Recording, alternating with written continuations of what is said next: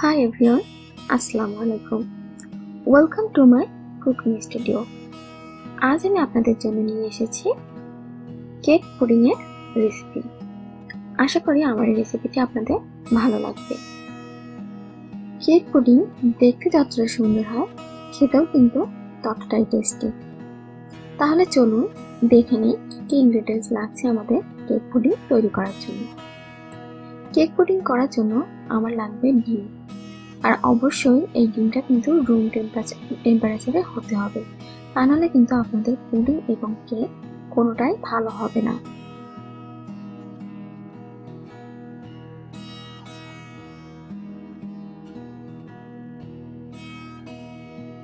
প্রথমে আমি কেকের ব্যাটারটা করে নেব।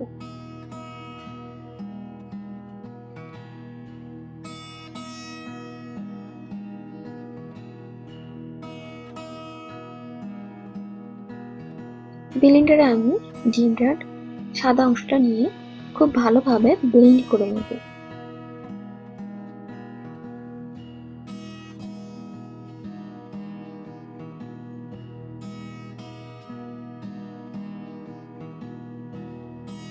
দুই থেকে 3 মিনিট আমি এভাবে ডিমটা সুন্দর করে ব্লেন্ড করে নেব।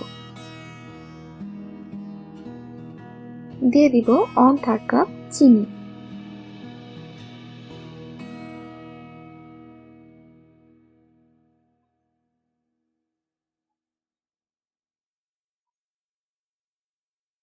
দিয়ে দিব 1/3 কাপ সয়াবিন তেল। আপনারা চাইলে ঘিও ইউজ করতে পারেন এটার ভিতরে।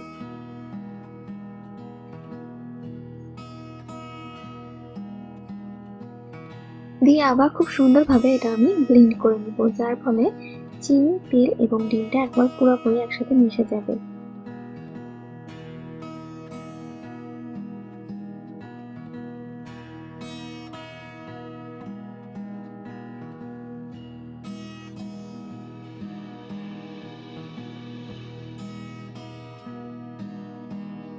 এবার আমি ডিমের কুসুমটা এর ভিতরে দিয়ে দেব।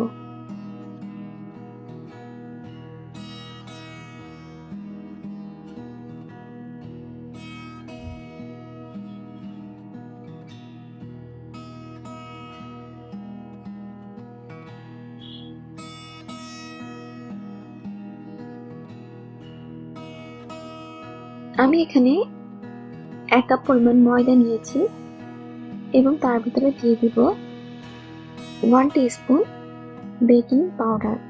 দিয়ে আমি ময়দাটা খুব সুন্দরভাবে চেলে নেব।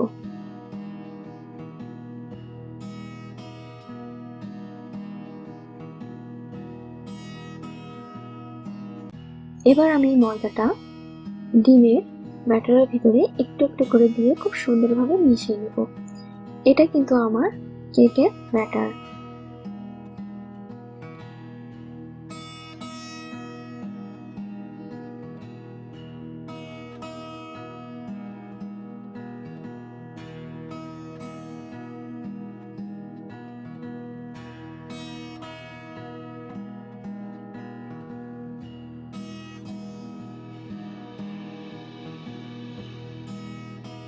পুরো ময়দাটাই এভাবে খুব সুন্দরভাবে আমি এই মিশ্রণের সাথে মিশিয়ে দিব।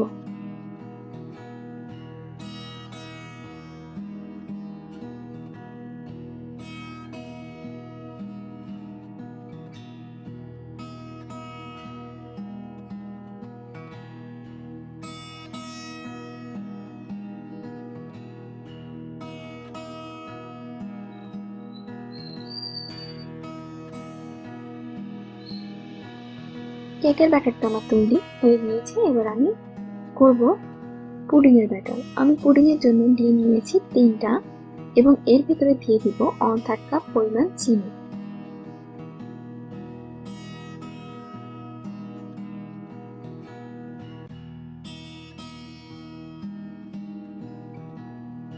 দিয়ে খুব সুন্দরভাবে আমি এটা ব্লেন্ড করে নেব।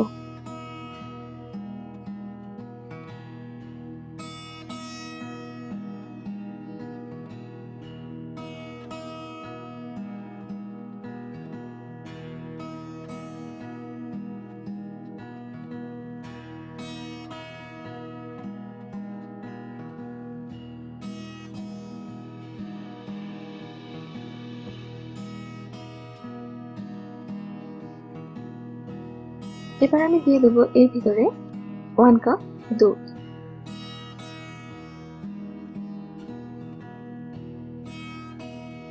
এই দুধটা কিন্তু ঠান্ডা হতে হবে, অতিরিক্ত গরম হলে কিন্তু পুডিংটা ভালো হবে না।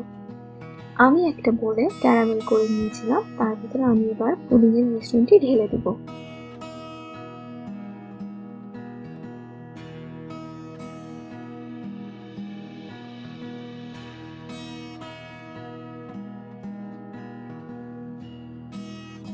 এর উপরে এবার আমি কেকের মিশ্রণটি দিয়ে দেব।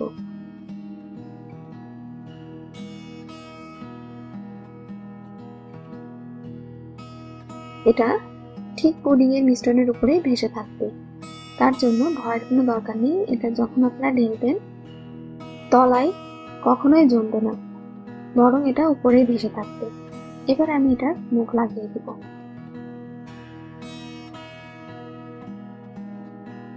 এবার আমি এটা চুলায় বসিয়ে দিব।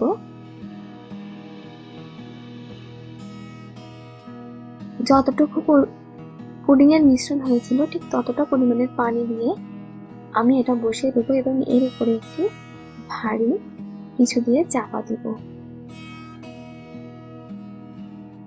দেখুন তৈরি হয়ে গেল আমার সুন্দর কেক পুডিং। এবার আমি এর ভিতরে একটি পিন দিয়ে দেখবো এটা ক্লিন বাইর হচ্ছে কিনা। যদি এটা ক্লিন বাইর হয় তাহলে মনে করতে হবে পুডিংটি কমপ্লিট। দেখুন একদম ক্লিন বাইর হচ্ছে।